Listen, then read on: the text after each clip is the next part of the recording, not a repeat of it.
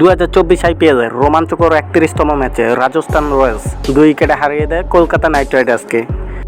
সেই সঙ্গে তারা শীর্ষস্থান আরও মজবুত করেছে। 7 ম্যাচের মধ্যে এটি রাজস্থানের ষষ্ঠ জয়। অন্যদিকে 6 ম্যাচ খেলে কলকাতার এটি দ্বিতীয় পরাজয়। ইডেন গার্ডেন্সে অনুষ্ঠিত এই ম্যাচটি শেষ বল পর্যন্ত গড়ায়, তবে 223 রান করার পরেও সেটা ডিফেন্ড করতে ব্যর্থ হয় কেকেআর। রাজস্থান রয়্যালসের তারকা ব্যাটার জশ বাটলারের বিস্ফোরক ইনিংসটি কেকেআরকে পরাজয়ের দিকে ঠেলে দিয়েছে। 60 বলে বাটলারের 107 রানের অপরাজিত ইনিংস হয়ে ওঠে কেকেআরের হারের মূল কারণ। এইভাবে ম্যাচ হারায় কেকেআরের ভক্তরা স্বাভাবিকভাবেই হতাশ। ম্যাচ শেষ হওয়ার পর শাহরুখ খান মাঠে নেমে আসেন। তিনি কেকেআরের প্লেয়ারদের সঙ্গে সাক্ষাৎ করেন।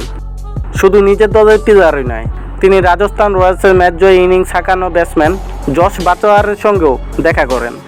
শাহরুখ খান তাকে জড়িয়ে পিচ চাপড়ে দেন এবং তার চমৎকার পারফরম্যান্সের জন্য বাটলারকে প্রশংসায় ভাসান কিং খান। শাহরুখ খানের এই ভিডিও সোশ্যাল মিডিয়ায় বেশ ভাইরাল হয়েছে। ভক্তরাও প্রচুর মন্তব্য করছেন। এক নেটিজেন বলছেন, জশ বাটলারের প্রশংসা করছেন শাহরুখ খান, সত্যি তিনি ভারতের সবচেয়ে নম্র সুপারস্টার।